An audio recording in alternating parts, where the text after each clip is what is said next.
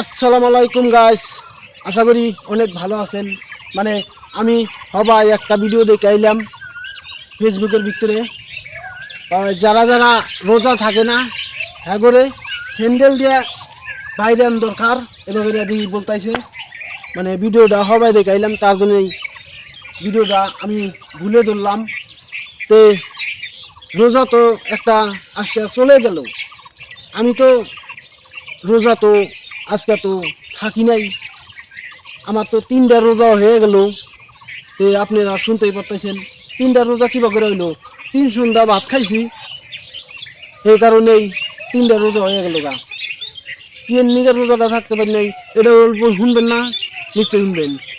আমার এই যে অসুখ হয়েছিল 1 মাস ধরে, আমি অপারেশন করছি, তার জন্য আমি রোজাটা থাকতে পারি নাই। আল্লাহ যদি বাঁচা বাঁচা রাখে ফেরা বছর আমি থাকার চেষ্টা করব। আপনাকেও গাইস আমি কথা দিলাম।